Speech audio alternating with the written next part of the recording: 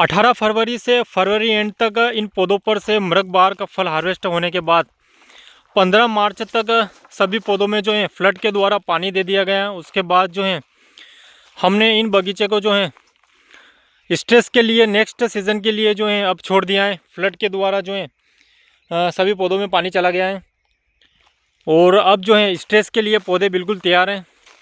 बिल्कुल भी जो है हम फ्लड के द्वारा अब इन पौधों में पानी नहीं देंगे। अब सबसे महत्वपूर्ण बात यह है कि अगर 20 जून तक जो है बरसात आती है तो लगभग 90 से 95 दिन का जो है स्ट्रेस इन पौधों पर रहेगा।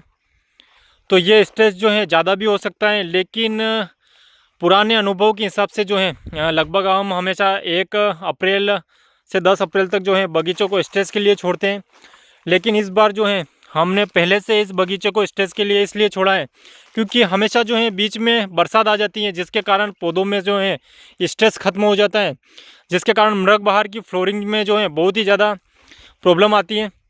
तो इस कारण हमने 15 मार्च में तक जो है लास्ट अब फ्लड दे दिया गया है। अब इसके बाद हम बिल्कुल भी फ्लड के द्वारा पानी नहीं देंगे। लेकिन अगर हमें कहीं पर लगा कि पौधों में जो है स्ट्रेस ज़्यादा हो रहा है और प्रॉब्लम आ सकती है, तो इस कारण आपके बगीचे में जो है ड्रिप होना बहुत ही ज़रूरी है। इस ड्रिप का फ़ायदा हम उठाएंगे कि अगर हमें लगा कि पौधों में ज़्यादा जो है स्ट्रेस हो रहा है तो कुछ समय के लिए जो है हम बीच बीच में ड्रिप चलाते रहेंगे। पहले भी कई बार जो है हमने इस प्रकार से किया है कि जब भी हमें लगा है कि हाँ पौधों में कुछ पानी की आवश्यकता है, अगर ड्रिप के द्वारा आप पौधों में पानी दोगे तो आपके स्ट्रेस पर किसी प्रकार से प्रॉब्लम नहीं आएगी। और अगर आपके बगीचे में ड्रिप नहीं है और बगीचे का में स्ट्रेस आपने दे दिया और स्ट्रेस ज़्यादा होने लग गया तो फिर आपको फ्लड के द्वारा पानी पिलाना पड़ता है। और अगर फ्लड के द्वारा आपने पानी दे दिया तो आपके बगीचे की सारी स्ट्रेस जो है वो ख़त्म हो जाती है। तो इसी कारण जो है 15 मार्च से अब हमने बगीचे को छोड़ दिया है। तो अब मात्र जो है ये ड्रिप जब भी हमें आवश्यकता लगी कि हमें जो है कुछ पानी पौधों को देना चाहिए तो फिर हम जो है ड्रिप चालू रख देंगे। मान लीजिए 15 मिनट आधा घंटा जो है हमने कहीं पर ड्रिप चलाकर जो है फिर बिल्कुल स्ट्रेस दे दिया तो उससे जो है पौधों की स्ट्रेस ख़राब नहीं होती है। हम कई सालों से जो इसी प्रकार से करते हैं कि बीच में जो है ड्रिप चला देते हैं। अगर हमें लगता है तो हम ड्रिप के द्वारा जो है उस स्ट्रेस को मेंटेन कर देते हैं। तो ड्रिप का जो है बहुत ही ज़्यादा फ़ायदा है। इस कारण ड्रिप आपके बगीचे में होना ज़रूरी है।